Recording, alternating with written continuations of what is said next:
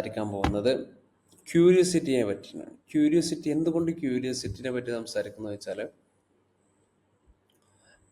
എന്നെ ഏറ്റവും കൂടുതൽ ഒരു കമ്പനി ബിൽഡ് ചെയ്യാനും, അല്ലെങ്കിൽ കമ്പനി ബിൽഡ് ചെയ്യാൻ തന്നെ അതന്നെ, ഞാനൊരു കമ്പനി ബിൽഡ് ചെയ്തിട്ടുണ്ടല്ലോ. ആ കമ്പനി ബിൽഡ് ചെയ്യാൻ എന്നെ ഏറ്റവും കൂടുതൽ സഹായിച്ച എൻ്റെ ഒരു ക്യാരക്ടറിസ്റ്റിക്സ് എടുക്കുകയാണെങ്കിൽ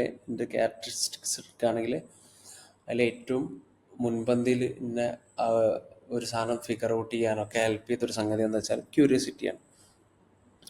അപ്പോൾ ക്യൂരിയോസിറ്റി എത്രത്തോളം ഇമ്പോർട്ടൻ്റ് ആണെന്നും ഒക്കെ പറഞ്ഞു കഴിഞ്ഞാൽ, ക്യൂരിയോസിറ്റി നമ്മളെല്ലാം ഡ്രൈവ് ചെയ്യുന്നത് എന്തുകൊണ്ട് ഇതെങ്ങനെ അല്ല എന്നുള്ളതിൻ്റെ ഒരു ഉത്തരം കണ്ടെത്തലാണല്ലോ അൾട്ടിമേറ്റ്ലി കാര്യങ്ങൾ ഫിഗർ ഔട്ട് ആവല്. Got the point. അപ്പോൾ എങ്ങനെയാണ് ക്യൂരിയോസിറ്റി നമുക്ക് വളർത്താൻ പറ്റുക എന്നുള്ളതാണ്. അപ്പോൾ എൻ്റെ ഏർലി സ്റ്റേജിൽ എനിക്ക് ക്യൂരിയോസിറ്റി വളർത്താൻ പറ്റിയിട്ടുണ്ട്. അപ്പോൾ എങ്ങനെയാണ് ആ ക്യൂരിയോസിറ്റി വളർത്തിയതെന്ന് പറഞ്ഞാൽ, ഞാൻ ചെറുപ്പത്തിൽ അങ്ങനെ എന്താ പറയുക, എൻ്റെ ഉപ്പപ്പയാണ് എൻ്റെ ഈ ക്യൂരിയോസിറ്റി ജനിപ്പിക്കാൻ എന്തെങ്കിലും പ്രയത്നിച്ച ഒരാളെന്ന് പറയാം. ചെറുപ്പത്തിൽ ഉപ്പ വാർത്ത കാണുന്ന, ടി വിയിൽ വാർത്ത കാണുമല്ലോ, കണ്ടു കഴിഞ്ഞിട്ട് നമ്മളിങ്ങനെ അന്ന് കാർട്ടൂൺ കാണാൻ വേണ്ടിയിട്ട് ബെൻടെൻ, അതായത് CN പോഗോ ടി വി എന്ന് പറഞ്ഞിട്ട് 2 TV. അതിൽ നമ്മളുടെ മെയിൻ സാധനം എന്താ വെച്ചാൽ ബെൻടെൻ ഇന്ന് കാണുക എന്നുള്ളതായിരുന്നു എൻ്റെ കസിൻ്റെ പരിപാടി. അപ്പോൾ അന്നേരം നമ്മളെ സഞ്ചാരം എന്നുള്ളൊരു പ്രോഗ്രാം മൂപ്പര് പരിചയപ്പെടുത്തി തന്നിട്ടുണ്ടായിരുന്നു. ഈ സഞ്ചാരം എന്നുള്ള പ്രോഗ്രാം പരിചയപ്പെടുത്തി തന്നിട്ട്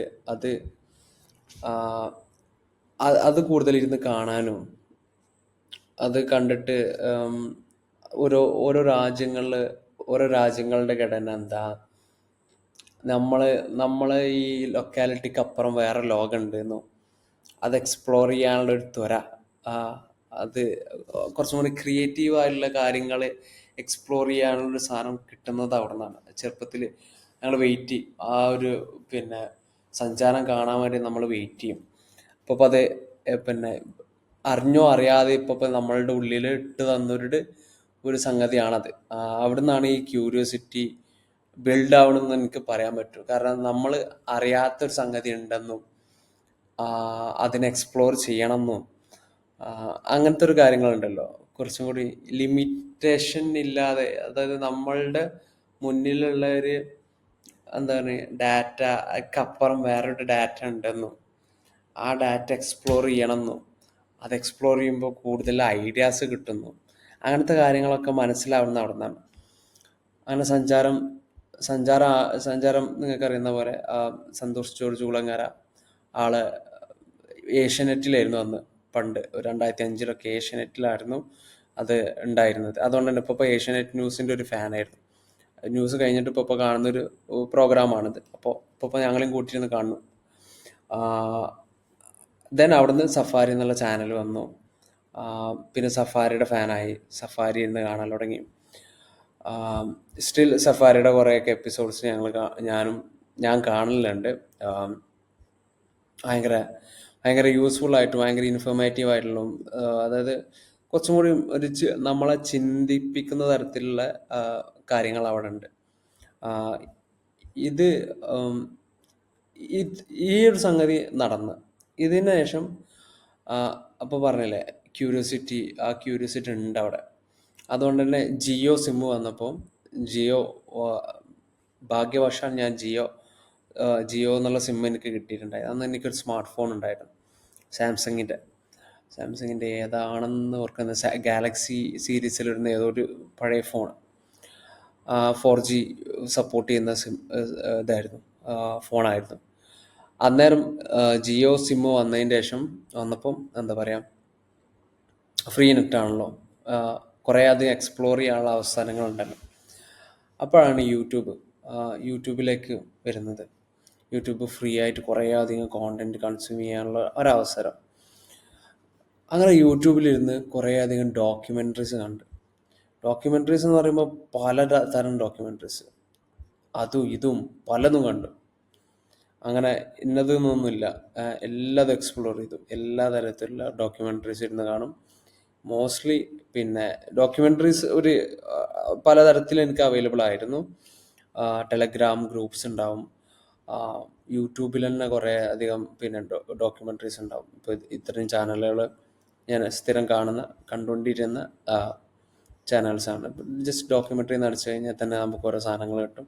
നമുക്ക് ഇൻട്രസ്റ്റിംഗ് ആയിട്ടുള്ള സാധനത്തിൻ്റെ മുകളിൽ നമ്മൾ ഇരുന്ന് കാണുക എന്നുള്ളതാണ് അവിടുത്തെ ഒരു കാര്യം. ദെൻ കുറേ അധികം നല്ല ക്രിയേറ്റേഴ്സിനെ കണ്ടു. ഇപ്പോൾ ജോണി ഹാരിസ് എന്നുള്ളത് ഒരു വൺ ഓഫ് മൈ ഫേവറേറ്റ്സ്, പിന്നെ കോണ്ടന്റ് ക്രിയേറ്റേഴ്സിലുള്ള ആളാണ്. അത്തരത്തിലുള്ള ആളുകളെ ഫൈൻഡ് ചെയ്യാൻ പറ്റി. ഈ ഒരു ക്യൂരിയോസിറ്റി കീപ്പ് ഓൺ ഇമ്പ്രൂവ് ചെയ്യുക എന്നൊക്കെ പറയില്ല. അതായത് ആ ക്യൂരിയോസിറ്റി കെടാതെ കാത്തു നിൽക്കുമ്പോൾ നമുക്ക് ഓരോ കാര്യങ്ങൾ എക്സ്പ്ലോർ ചെയ്യാനും, ഓരോ സ്റ്റാർട്ടപ്പ് ആയിക്കോട്ടെ, എന്തുകൊണ്ട് ഇത് അതായത് നമ്മൾ ക്യൂരിയോസിറ്റി എങ്ങനെ വർക്കാന്ന് ചോദിച്ചാൽ, ഇപ്പോൾ ഇ കോമേഴ്സിയുടെ കേസിൽ ഞാൻ പറയുകയാണെങ്കിൽ, ഓൾറെഡി കുറേ ആളുകൾ ചെയ്യുന്ന ഒരു മോഡലിൽ നമ്മൾ ഈ ക്യൂരിയോസിറ്റി കാരണം നമ്മൾ ഫൈൻഡ് ചെയ്തല്ലോ. അതിന് എന്തുകൊണ്ട് ഇവിടെ അപ്ലൈ ചെയ്തുകൂടാ, അത് എങ്ങനെ അപ്ലൈ ചെയ്യണം, ഈ ക്വസ്റ്റ്യൻസ് ചോദിക്കാനുള്ള ഒരു കഴിവുണ്ടല്ലോ, അത് ഈ ക്യൂരിയോസിറ്റി കാരണം വന്നതാണെന്ന് പറയാൻ പറ്റും. ദെൻ ആ ക്വസ്റ്റ്യൻസ് നമ്മൾ ജസ്റ്റ് റൈറ്റ് ഡൗൺ ചെയ്താലോ, അല്ലെങ്കിൽ മറ്റുള്ള നമ്മളുടെ കോ ഫൗണ്ടറിനോട്, പാർട്ട്ണറോട് ഡിസ്കസ് ചെയ്യുന്ന വഴി നമുക്കതിൻ്റെ ആൻസറിലേക്ക് എത്തിക്കാൻ പറ്റും. അത് ആദ്യം നമ്മൾ ചോദിക്കേണ്ട ചോദ്യം എന്നുള്ളത്, ക്യൂരിയോസിറ്റി കാരണം നമ്മൾ ആദ്യം ചോദിക്കേണ്ട ചോദ്യം എന്ന് പറയുന്നത് വൈ എന്നുള്ള ചോദ്യം ഉണ്ടല്ലോ. എന്തുകൊണ്ടാണ് പിന്നെ നമ്മളിത് ചെയ്യേണ്ടത് എന്നുള്ള ഒരു ചോദ്യം ഉണ്ടല്ലോ, അല്ലെങ്കിൽ എന്തുകൊണ്ട് എന്നുള്ള വൈ എന്നുള്ളത്, സ്റ്റാർട്ട് വിത്ത് വൈ എന്നുള്ളത് അവിടെ എപ്പോഴും വെക്കാം. ദെൻ അപ്പം നമുക്കൊരു ആൻസർ കിട്ടും. അപ്പം ആൻസർ നമ്മളെ നമുക്കത് ചെയ്യാനുള്ള ഒരു ജസ്റ്റിഫിക്കേഷൻ ഒക്കെ. ആ ജസ്റ്റിഫിക്കേഷൻ്റെ മുകളിൽ നമ്മൾ ഹൗ എന്നുള്ള ക്വസ്റ്റ്യൻ അപ്ലൈ ചെയ്യാം. അങ്ങനെ ആകുമ്പോൾ നമുക്കതിൻ്റെ അതെങ്ങനെ ചെയ്യണം എന്നുള്ള ക്ലാരിറ്റി കിട്ടും. ദെൻ ആ ക്ലാരിറ്റി ഉണ്ടെങ്കിൽ ഈസിയാണ്, നമ്മളുടെ മൊത്തം പരിപാടികളും ഈസിയാണ്. ഇങ്ങനെയാണ് ഞാൻ ഒരു കമ്പനി ബിൽഡ് ചെയ്യുന്നതെന്ന് എനിക്ക് പറയാൻ പറ്റും. അപ്പോൾ നിങ്ങൾ ഒരു സ്റ്റാർട്ടപ്പ് ഫൗണ്ടറോ അല്ലെങ്കിൽ ക്രിയേറ്റീവ് പ്രോസസ്സിൽ എൻഗേജിങ് ആയിട്ടുള്ള ഒരാളോ ഒക്കെ ആണെങ്കിൽ, ക്യൂരിയോസിറ്റി എന്നുള്ള ഒരു കാര്യം നിങ്ങൾക്ക് ഉണ്ടെങ്കിൽ അത് മാക്സിമം എക്സ്പ്ലോർ ചെയ്യാം. കാരണം ബാക്കിയുള്ള കാര്യങ്ങളൊക്കെ അച്ചീവബിളാണ്. അതായത് ഇപ്പോൾ പൈസ ഉണ്ടാക്കണമെന്നോ, ഫെയിം ഉണ്ടാക്കണമെന്നോ, കമ്പനി ബിൽഡ് ചെയ്യണമെന്നോ, അതൊക്കെ അച്ചീവബിളാണ്. പക്ഷെ ക്യൂരിയോസിറ്റി എങ്ങനെ ഉണ്ടാക്കുമെന്ന് ചോദിച്ചാൽ എനിക്കറിയില്ല. ബട്ട് നമ്മളെ ഇന്നർ ചൈൽഡിനെ, നമ്മളുടെ ഉള്ളിലുള്ള ഉറങ്ങിക്കിടക്കുന്ന നമ്മളെ പഴയ ഒരു വേർഷൻ ഓഫ് അവർ സെൽഫ് ഉണ്ടാവില്ല, ആ ഒരു ചെറിയ ചെക്കനെ അല്ലെങ്കിൽ ആ ചെറിയ കുട്ടീനെ ഒന്ന് പിന്നെ അവൻക്ക് എന്താ വേണ്ടെന്നും അവൾക്ക് എന്താ വേണ്ടെന്നുള്ള ഐഡൻറ്റിഫൈ ചെയ്യാൻ പറ്റുക, അവനോട് സംസാരിക്കുന്ന വഴി നമുക്കത് ഫൈൻഡ് ചെയ്യാൻ പറ്റും എന്നുള്ളതാണ് എനിക്ക് തോന്നുന്നത്. പിന്നെ അത് വെച്ചിട്ട് നമുക്ക് എന്തോ അച്ചീവ് ചെയ്യാൻ പറ്റും എന്നുള്ളതാണ് എനിക്ക് തോന്നുന്നത്. കാരണം മാക്സിമം ക്വസ്റ്റ്യൻസ് അവൻ്റെ എന്താ പറയുക, അവൻ്റെ ക്യൂരിയോസിറ്റിയിൽ വരുന്ന കുറേ ചോദ്യങ്ങളുണ്ടാവും. ആ ചോദ്യങ്ങൾക്ക് ഇങ്ങനെ ആൻസർ ചെയ്താൽ തന്നെ നമുക്കതിനുള്ള ക്ലാരിറ്റി കിട്ടും. എന്താണ് നമ്മൾ ചെയ്യാൻ പോകുന്നത്, എങ്ങനെ അത് ചെയ്യാൻ പോകുന്നതെന്ന്, എങ്ങനെ ചെയ്യാമെന്നുള്ളതിൻ്റെയൊക്കെ ക്ലാരിറ്റി അവിടെ ഉണ്ട്. ആ ക്ലാരിറ്റിയാണ് നമ്മളെ ബിസിനസ് ബിൽഡ് ചെയ്യുന്നതും നമ്മളെ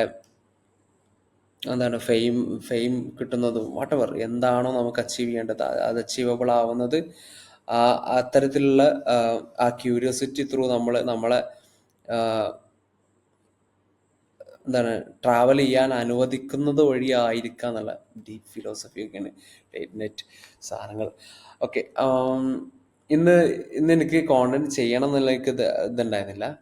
ബട്ട് എന്താ പറയുക, ഞാൻ ജസ്റ്റ് എൻ്റെ 25th ഇയറിലേക്ക് ആണ് ജസ്റ്റ് കിടന്നിട്ടൊന്നും ജസ്റ്റ് എന്താ പറയുക ഒരു കപ്പിൾ ഓഫ് മിനിറ്റ്സ് ബാക്ക് ഞാൻ 25 വയസ്സിലേക്ക് കടന്നു. അപ്പോൾ ഞാനങ്ങനെ ആലോചിച്ചു എന്താണ് എന്നെ ഡ്രൈവ് ചെയ്യുന്ന സാധനം എന്നുള്ളത്. അപ്പോൾ ആ ഡ്രൈവിങ് സാധനത്തിനെ എന്തുകൊണ്ടൊരു കോണ്ടൻ്റായിട്ട് ചെയ്തുകൂടാ എന്നുള്ളത് എന്നതിലാണ് ഈ കോണ്ടന്റ് ഇവിടെ വരുന്നത്.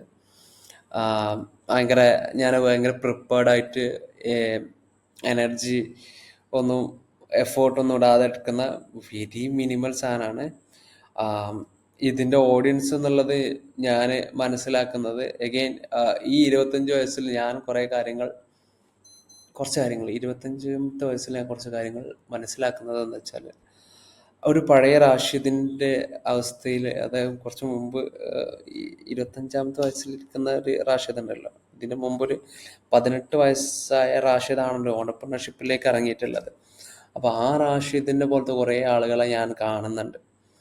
18 വയസ്സായവരുണ്ട്, 18 വയസ്സാവാത്തവരുണ്ട്, 20സിലുള്ള ആളുകളുണ്ട്, എൻ്റെ അതേ സെയിം ഏജിലുള്ള ആളുകളുണ്ട്, എൻ്റെ പിയർ ഗ്രൂപ്പിലുള്ള ആളുകളുണ്ട്. അപ്പോൾ അവർക്ക് യൂസ്ഫുൾ ആവുന്ന തരത്തിലുള്ളൊരു കോണ്ടന്റ് ആയിരിക്കാം ഇത്.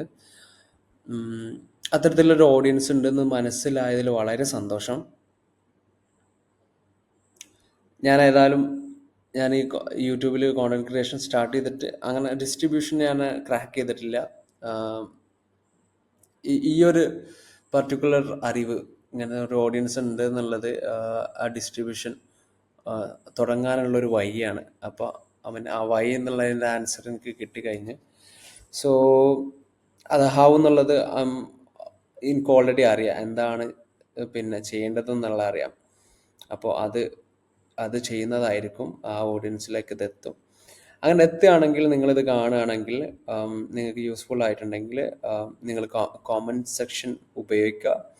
എന്നിട്ട് ജസ്റ്റ് യൂസ്ഫുൾ ആയിട്ടുണ്ടെങ്കിൽ അതൊന്ന് എന്നെ അറിയിക്കുക. അങ്ങനെയാണെങ്കിൽ എനിക്ക് കൂടുതൽ കോണ്ടന്റ് ചെയ്യാനുള്ളൊരു പ്രചോദനമാവും അത്.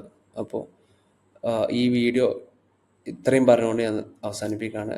Thank you for listening me. എവിടെ അവസാനിപ്പിക്കുക?